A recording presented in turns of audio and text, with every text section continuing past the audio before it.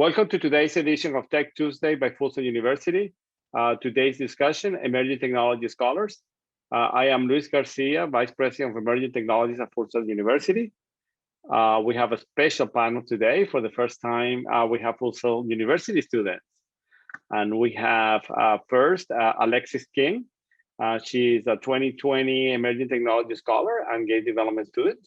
And we also have Deontae Albertie, a 2020 Emerging Technology Scholar as well, and also a game development student. And we have Dr. Holly Ludgate, our Director of Learning for Emerging Technologies at Full Sail University. So I'm gonna call each of your names and let you give us a few words of introduction. So I'll start with you, Alexis. Where are you from and what are you currently working on?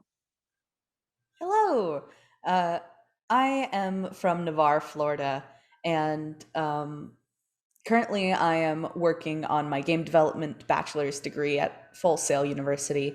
Some other things I'm working on are a few side drawing projects here and there. And I am, in general, just looking forward to speaking with you today. Thank you, Alexis. And thank you for giving us that. And it's your birthday. You didn't say that, but I'll say that for the It's for my our birthday audience. tomorrow. The whole week is your birthday. How about that? Perfect. Okay, so next up we have Deontae Albertie. Deontae, where are you from? What are you currently working on? Hi, I'm from Yulee, Florida, and I'm also working on my bachelor's degree for game development. And the only main side project I have right now is I'm designing an adventure game with my cousin. Can you tell us a little bit more about that game? It's a turn-based adventure game, kind of dungeon crawler-like, but not like a full dungeon crawler. It auto moves you through and you participate in the combat. All right, that's cool. And Dr. Ludgate, where are you from and what are you currently working on? I am originally from Kansas City, Missouri, and currently what I'm working on are many emerging tech projects. I have the wonderful opportunity to work on specifically this scholarship for emerging tech and just helping launch new degrees and supporting our emerging tech staff at the university. Well, thank you, Dr. Ludgate. So let's dive in. And as I said before, today's a special show because we have, for the first time in Tech Tuesday, we're interviewing Full Sail University students. This couple of students in particular are the inaugural class of Full Sail University Emerging Technology Full Academic Scholarship. And we'll get into the details later about the scholarship, but let's just start with something fun. I'll start with you now, Deontae. What is your favorite game these days, and why do you like it? All right, I had to think hard about this one. I'm gonna go with Tony Hawk Pro Skater 1+2, because a couple of reasons why it's my favorite. Tony Hawk's one of the first games I was playing when I was younger, so it has like a special place in my heart. But then also, the gameplay never gets old. Skateboards are cool. It never gets old doing tricks on skateboards, real life or in a video game. Are you a skateboarder in real life as well? Yeah, I picked it up because of the game. I got my first board December 2020. So you played the video game first and then became a skateboarder in real life, not the other way around. Not the other way around. Oh, that's very cool. That's very cool. Alexi, how about you? What is your favorite game these days and why do you like it? My favorite game of all time has to be Hollow Knight. I'm actually planning on playing more of it later tonight,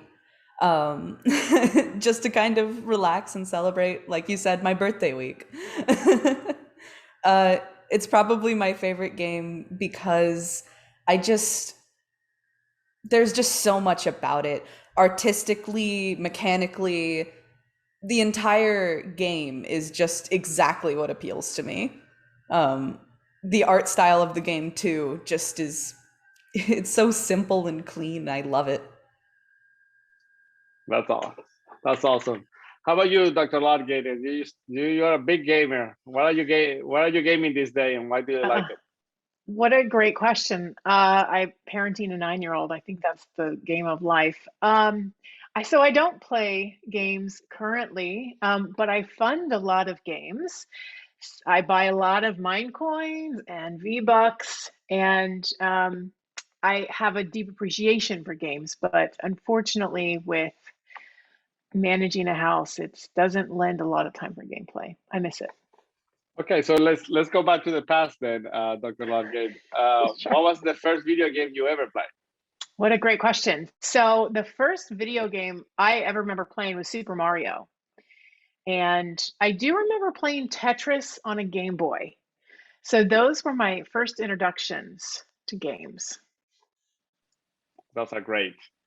Alexis, what was your first video game? I think the first video game I can remember ever playing was the Leapfrog device. I don't remember which story I picked up first, but there was this one about frogs that really stuck out to me. It was a lot of fun. I would just sit there and mess around with it and read and listen to all the different noises that would come out of the little box. It was very nice. I remember Leapfrog because I bought it for my kids, and I'm so happy that you remember them, because maybe my children remember them too. And because you buy those are expensive because they are hardware and software, and it's kind of his own little console, and but they're really good and very educated. So it's very cool that you remember that. How about you, Deontae? What was your the first video game you ever played? Well, if we're counting that far back, mine would also be a Leapfrog. I was gonna have a cooler answer, but if we're gonna be technical, it was Leapfrog. Yeah. I think my favorite one was it was like a factory. It was like about phonics. And it took you through a factory and you had to like find specific letters. I don't know why I remember this so vividly, but it was a fun game. I had fun playing that. I was on that every day. Well, that's super cool.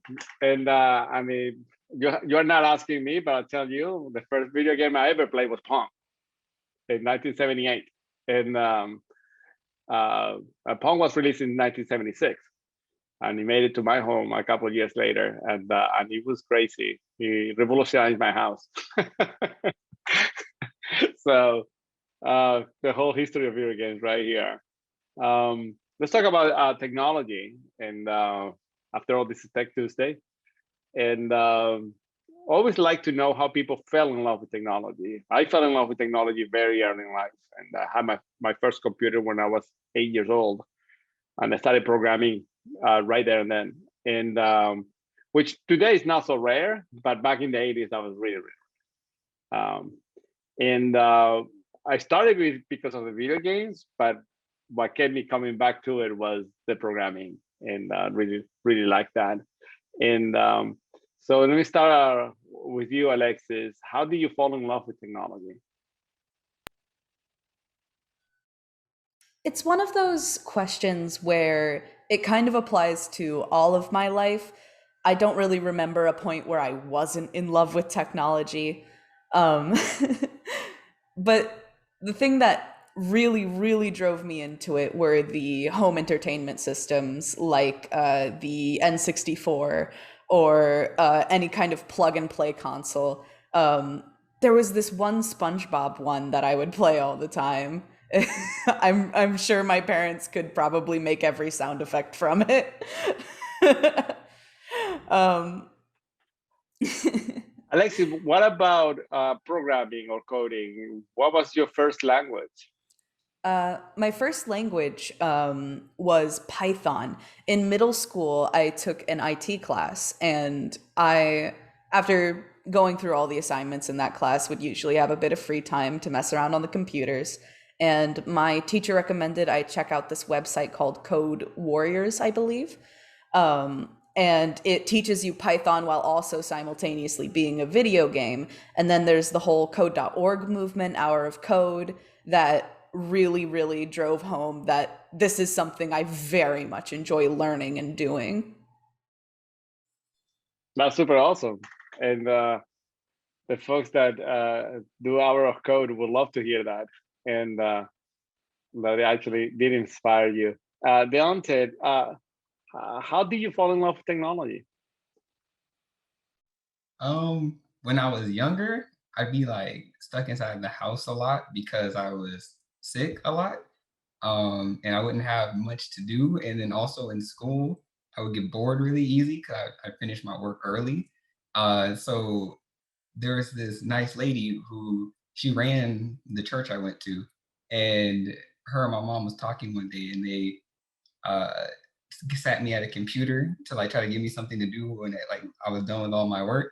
And I fell in love with games. Like that day I started, they were educational games at the time, but like games in general were just always entertaining to me. And that's what made me really start into technology.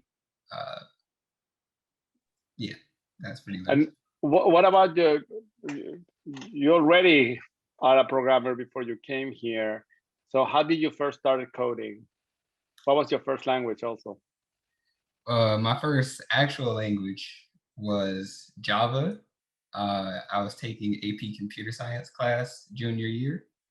And that was kind of my first. I had attempted a little bit of programming before that, but that was the first time I had actually started like really programming and learning like a language and building upon it was junior year. And I had a lot of fun. Java is a pretty cool language, a lot more backdoor, so it's kind of complicated to do some of the things I wanted to do, but I made it work. I used to make a living being a Java programmer, and the language just first came out in the 90s, and I actually liked it a lot. It was the first real object-oriented programming language that I used. Before then, object-oriented programming, I was right in the transition between functional and the object-oriented, and C++ was kind of the only program where you could do it, but it's not a true. When you create an object in C++, is very different than when you do it in a language like Java. So it was very, very cool to have that. To have a garbage collector was a game changer for programming. Dr. Ludgate, I'm not gonna leave you behind. How did you fall in love with technology? Well, my journey to technology was much later in life than our counterparts here. I did not actually touch a computer until I was 19. I started university. I was an elementary education major, and I had done that even in high school. I remember they asked me my junior year, would you rather take computer programming or shorthand? I mean, it made sense to take shorthand. It's very useful. So fast forward to undergrad, and I go into a minor in instructional technology because a friend of mine said, oh, it's the shortest minor you can take and you don't have to deal with super young kids. That was a win. And so I was introduced to HyperCard. And this was a turning point for me because at the time, all people thought I was an art student because I had bright colored hair and piercings. I mean, and so they were like, you will love this program because you can customize it and design it any way you want. And so hopped on this computer, and just started like creating really ugly slide decks in HyperCard. And that was my journey into technology. HyperCard was awesome. I used a lot of HyperCard, and it was kind of a presentation software from Apple, and back in the 90s. And but you could program it. You had scripting behind the scenes, so it's not like like a PowerPoint or that is only a sequence. You could actually jump in and have stuff navigate. So in a way, you can actually create little games with it. It's pretty powerful. I love HyperCard. And I like the story that that they thought you were an art student because of that. Yeah. Yes. So I gotta stay with you, Holly. You have been leading our process of the Emerging Technology Scholarship. How did the idea of the scholarship come about? That's a great question. So Full Sail has been known for 40 plus years in the worlds of entertainment and media. But we've always had technology as that core thread throughout. We use the technology to create things. But now what we're saying is we want to create technology. So we have said, you know what, we want to bring the brightest students to Full Sail that are really focused in technology and bring them into our amazing tech degrees. So we are putting together this scholarship to kind of comb through students from, Florida, the United States, and now international, because we want to show the best and the brightest. Hey, we've got some excellent tech programs that can make you soar and go out into the world where we need a lot of excellent technology staff. So what kind of profile, what is the profile of the student that the scholarship is looking for? Wow. So first and foremost, they need to love solving problems. These are typically the students that are makers. They like to tinker. They're typically high achieving, and they have really creative approaches to learning. Earlier, I was talking with Alexis, and she was comparing programming to cooking. It's just that way of thinking. And they also want to solve these types of programming or solve types of problems through technology. So they're looking at it very creatively, but using tech to solve it. And if a student is interested in applying for this full academic scholarship, what do they have to do? Great question. So one of the first things in the process is you need to make sure you've got a 3.8 weighted GPA. And if you are an international student, you just need to reach out to our international department, and they can work with you on determining that conversion. The second thing is that they're going to need to create a project. And so the project there's specific guidelines. They can either be in a cybersecurity project, a computer science project, electronic engineering, or information technology. Once you've created this project, you then are going to create a screencast to walk us through what you've created. Now, it doesn't necessarily mean you need to create a project from scratch. If you've got a project that maybe you've worked on in school and you want to pick it up and add to it and enhance it, awesome. We're happy to see your original work. It just doesn't have to be from scratch the minute you learn about this project or about this scholarship. So once that's done, then you actually go to a specific web page where you're going to submit your project link, because you'll be uploading it to YouTube or wherever so we can watch it. It then goes into a scholarship committee review. We verify that you've got a 3.8 with your transcripts and that you're, good academic standing. And then it goes through the scholarship committee. If they determine that you've got a solid project, then at that point, the next phase is that you actually meet us virtually for a whiteboard or problem solving competition where you are given specific problems to solve with this committee of faculty and administration at Full Sail, specifically in the emerging tech department. And then you go through that process. And then if you've managed to shine, then you're actually selected for the scholarship, as these two are today. Okay, it is a process and very lengthy and includes a lot of aspects. But it's not only about having the grades, it's also about being able to solve problems and create things. So now that we have two students that actually went through the process, I'd like to ask them first with you, Alexis. What was your project? What was the project that you submitted? The project I submitted was a game that I had worked on a little bit prior to hearing about the project for the Emerging Tech Scholarship. It was a game where you play as a little dragon and you fly up and down and shoot a beam at a boss. Basically, try not to die and defeat this enemy. All the art from it is my own original art.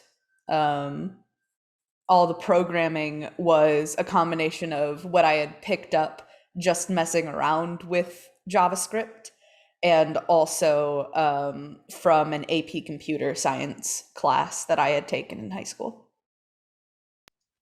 So it was JavaScript based, so it was a web-based game? HTML5 and JavaScript, yes. Oh, that's cool.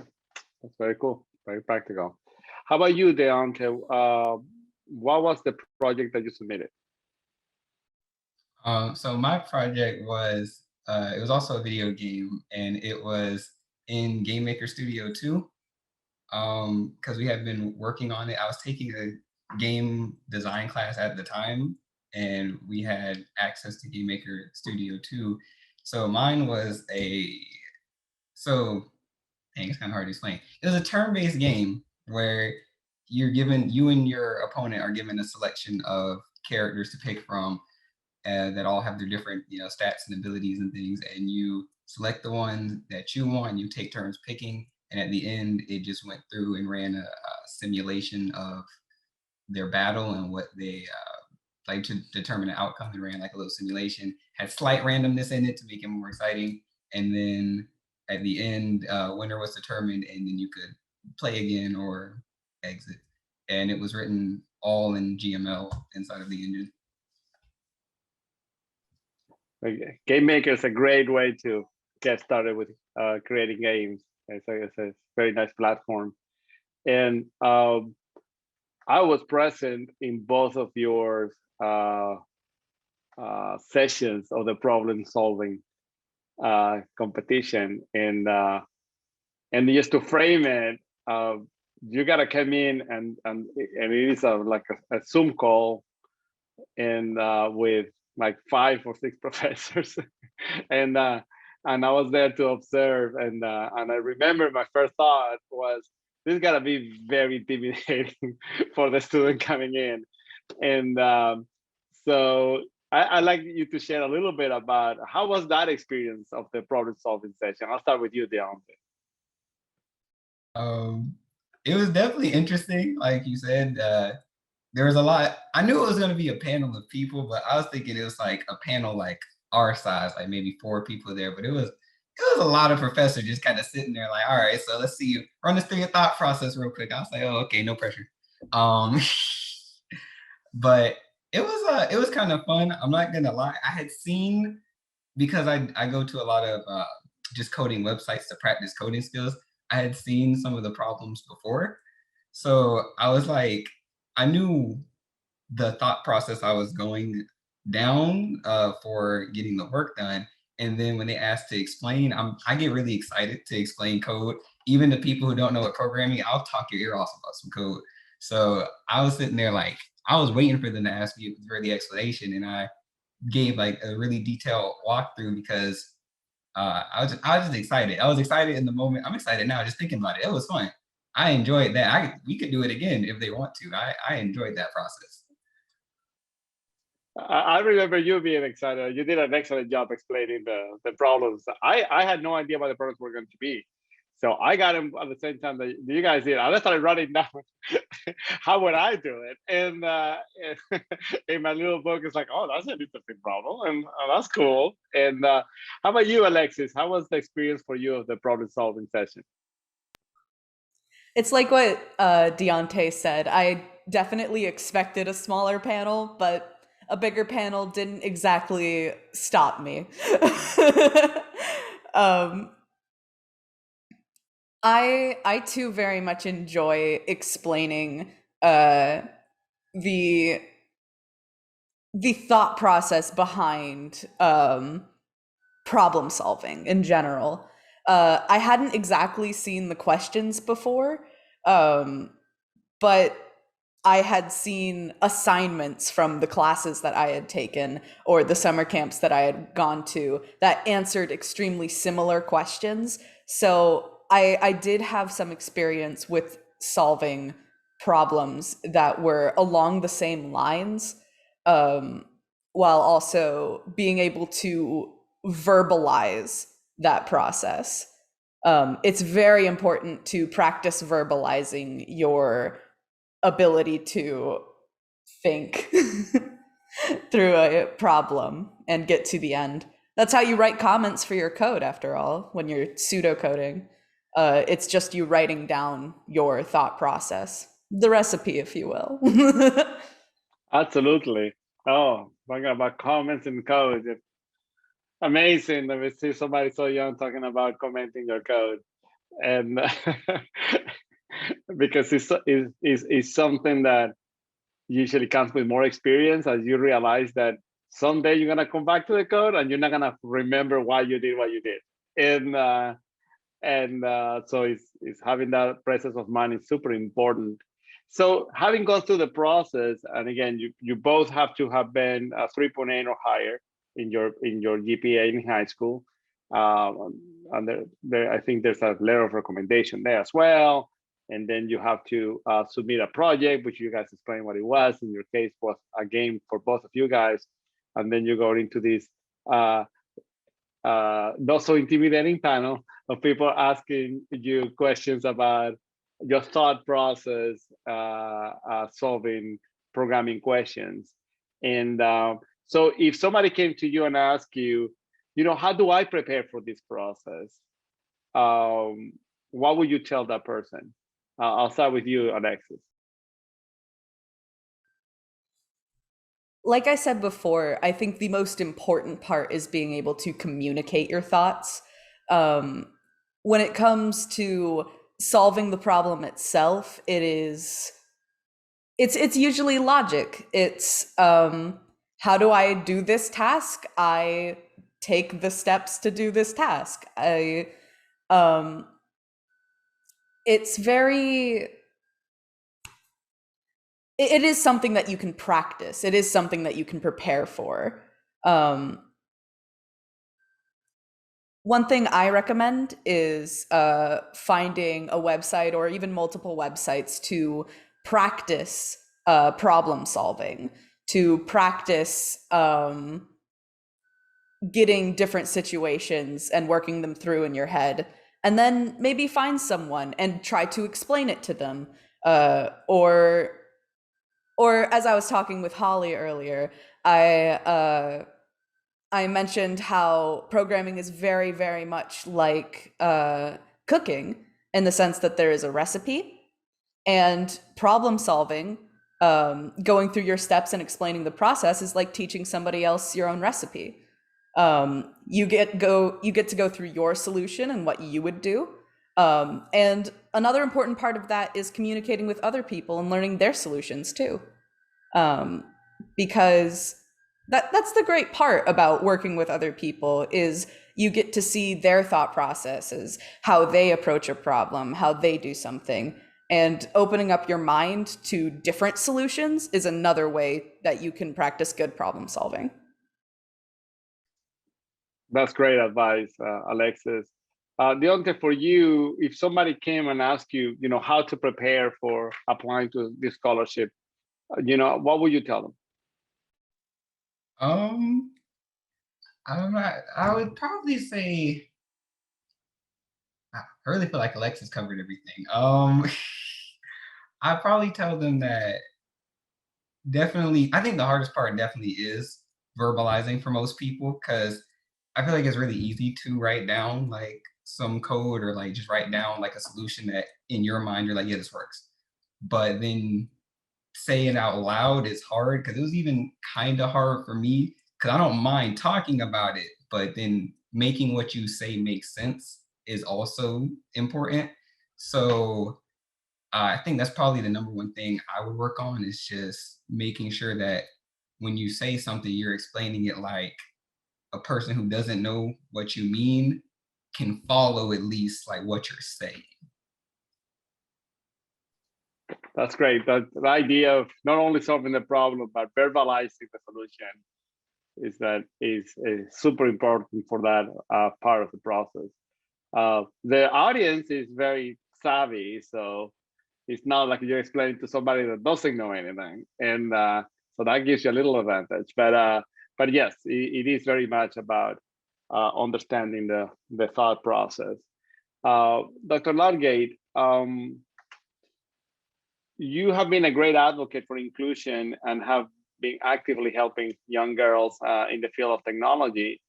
Last week, you hosted our Tech Tuesday Women in Tech as well, which was really cool. That is the same name of another great opportunity available, the Women in Tech Scholarship. What can you tell us about it? Well, we are so excited that we now have, along with our Emerging Tech Scholarship, we now have a Women in Tech Scholarship. So while you're going to go through a lot of the same process, 3.8 GPA, going into one of the 4 cybersecurity, computer science, electronic engineering, or information tech projects with Screencast, one of the great things is that with the Emerging Tech Scholarship, you get a full academic scholarship and actually your technology package with it. With the Women in Tech Scholarship, you actually have 3 components. So you receive the academic scholarship and your project launch box, your technology package, but you also are paired with a mentor, whether that is a faculty member of your interest or whether it is somebody out in the field that's a graduate from Full Sail that you're interested in. So you can pair with them and have conversations about, well, what do I do here? But they're going to be with you through that entire process while you're at Full Sail and even beyond. The other piece is a conference. So you are also eligible to go to a women's leadership tech conference or a technology conference. So that is another piece of it because we want to also include that networking and community piece. So it's a 3-tiered scholarship, which we're very excited to be launching even this fall.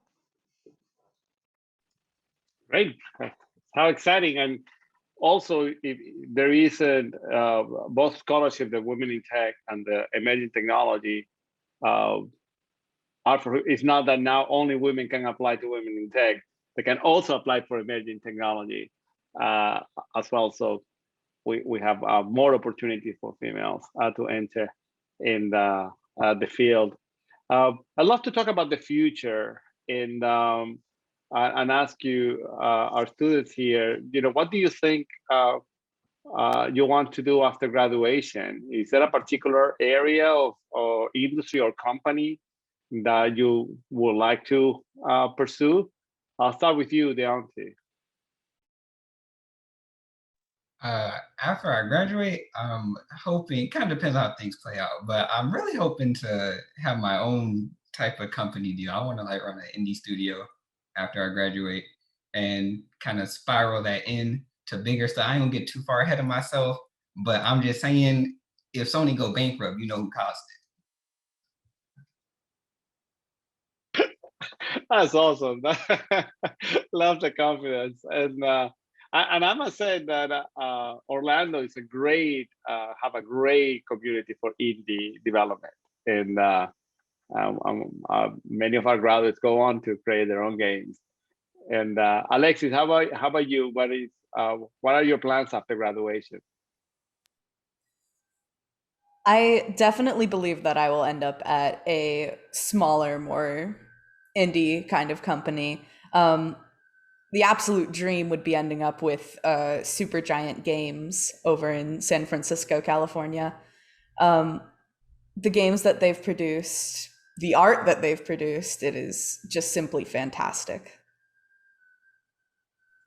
Well, start working on it. And I recently spoke with a graduate that is the avid gamer herself from Brazil. And from Brazil, she always dreamed to work in the gaming industry, and she was a designer, and had the opportunity to come to Full Sail for our master's in game design. But she really wanted to work for World of Warcraft, a game by Blizzard.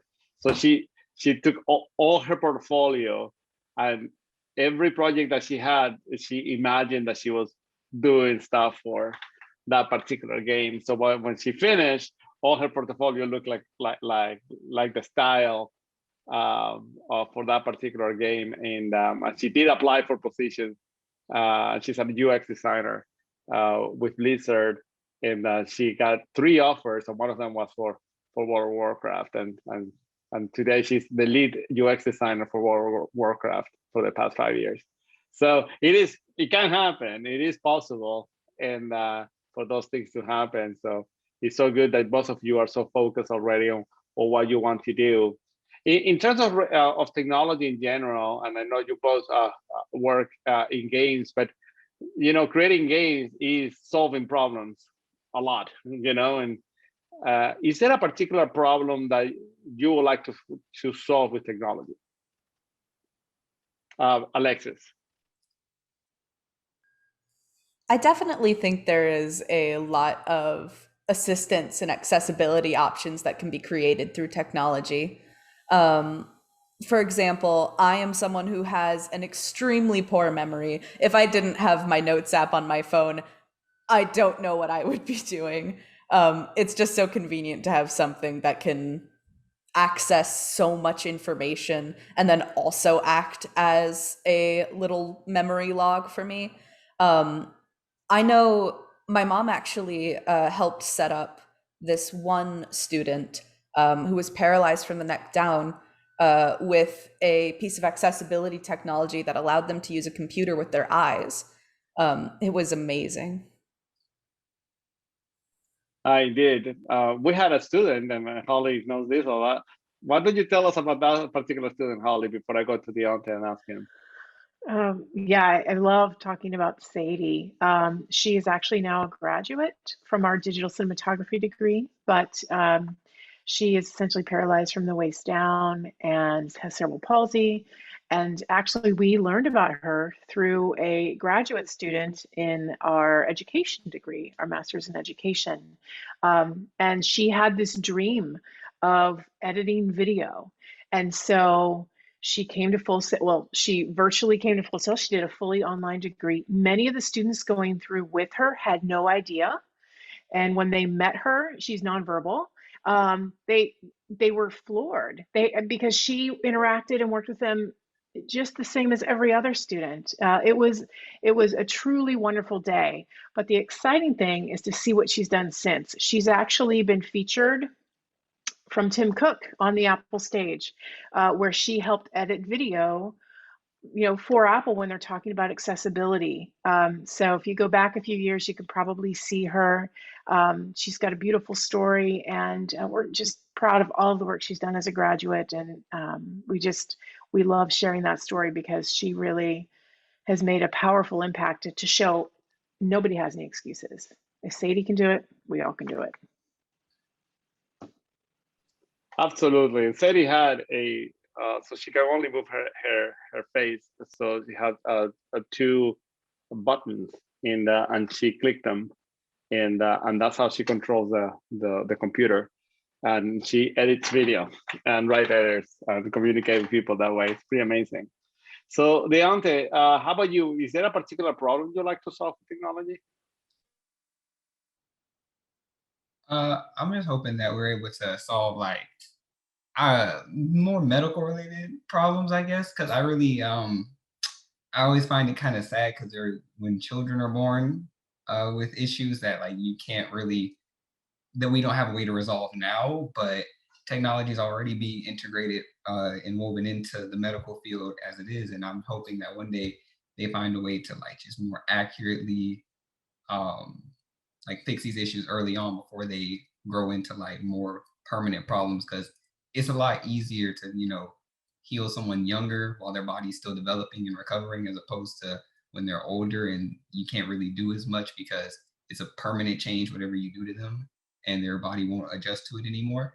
So I'm hoping issues along those lines, just anything that I could help solve. I don't know if I'll be able to help solve them. I'm an entertainer, but if I am able to help in any way I can, if something comes my way, I'd love to fix problems like that.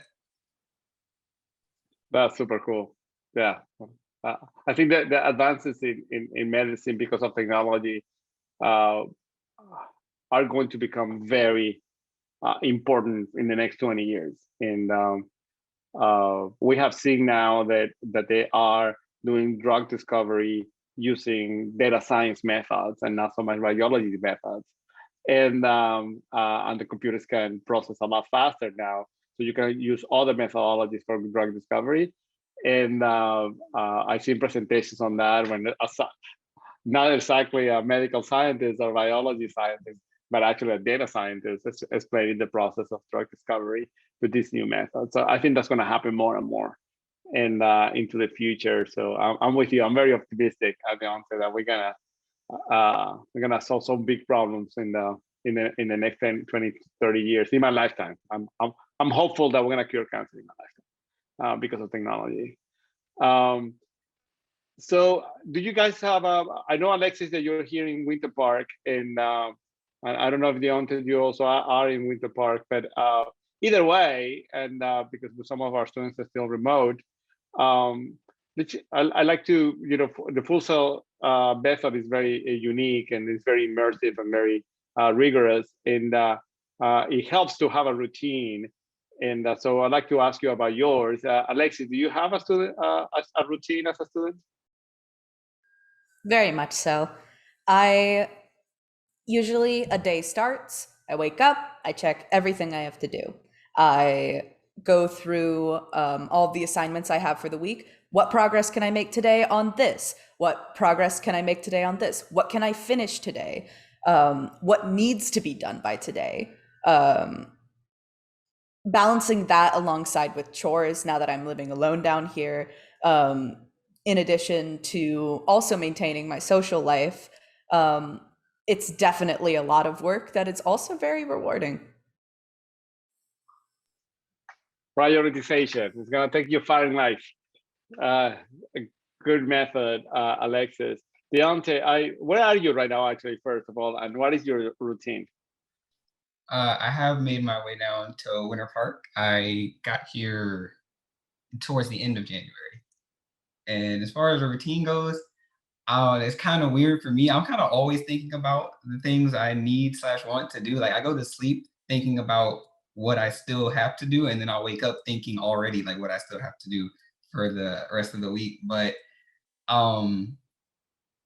I wake up first, I gotta eat breakfast. I be hungry. So I cook myself a meal, I eat breakfast, I get ready for my classes, I get all my stuff I need in order. And after class is usually when I'll go and I try to get through my work for the week. So if there's an assignment due that day, I prioritize that. And then I work through everything in kind of like the order of the due dates. And that's usually my routine. I haven't gone to many places given our current situation, so I don't really do too much of that. I do play a lot of video games. I will say that is my #1 routine breaker. I will take 3 to 4 hour video game breaks, but I always get back on track. You feel me? I always get back on track. That's a long break. But I feel you, as you said. Dr. Ludgate, I'm gonna get back to you, and for the last question, I'm gonna ask this for all of you, and as we're getting at the end of our show here, and then a little bit of what we were just talking about, the future, and how great it looks, and it's so exciting to be in technology today because what is going to be possible. And so for you, Dr. Ludgate, what do you see in technology today that gets you really excited about the future? I'm really excited about the advancements that we're seeing using AI, using data to start personalizing learning more, because I think that can help us engage more students and craft learning experiences that's tailored specifically to their needs. And so we're not having Deontae sit in a class because he's bored, but he's actually being challenged because we already are meeting him where he's at and saying, okay, let's continue going. So I'm really excited about where technology, when it comes to learning, is headed utilizing AI. Deontae, how about you? what do you see in technology today that gets you really excited about the future? For me, it's definitely smart glasses. I'm excited for the day we're all walking around and just AR space is everywhere around us.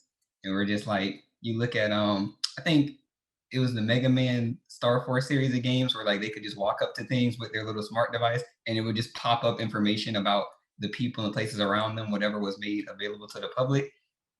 And it's looking like it's not going to take as long as that game projected it would. It might be, I might get to see it. So I'm excited for that day. Oh, you'll definitely see it. I met with a company this week, and it's an application for the Air Force, where they are training to train fire pilots.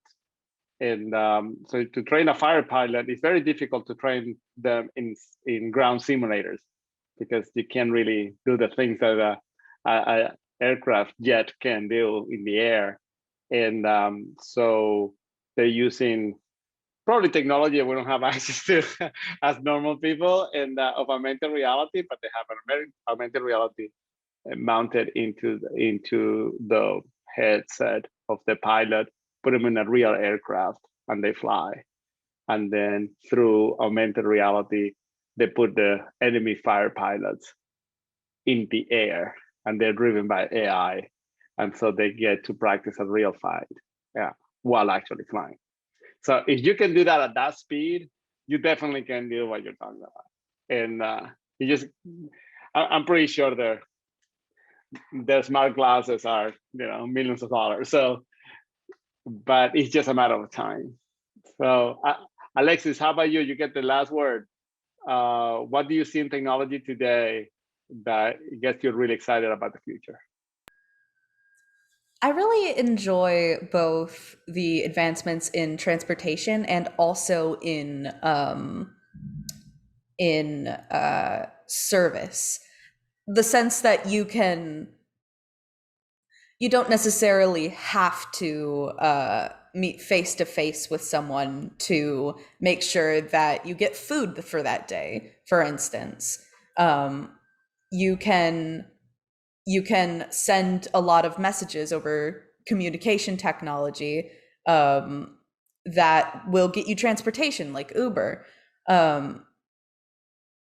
And more specifically on transportation, I'm always excited about different avenues for transportation, or just cheaper, more accessible transportation, because getting food to people who need it is extremely, it's more expensive than what it is worth currently for a lot of farmers and for a lot of food producers in general. But if they had that accessible, efficient transportation, then it would always be worth it. And it's just a good thing anyways.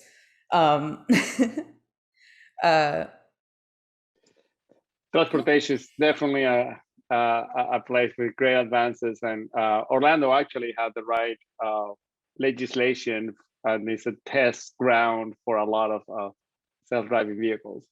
And so super cool, all these ideas. I want to thank Dr. Ludgate and Alexis and Deontae for giving us some of their time, especially you students that are really, really, really busy, to share with us.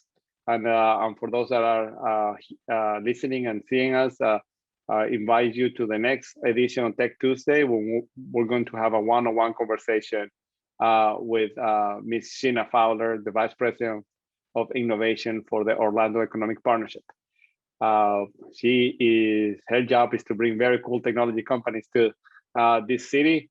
And she's a full-set graduate and a full-set Hall of Famer, and a pretty amazing lady. And that's going to be on Tuesday, March 30th, very soon. So thank you very much, and see you very, very soon.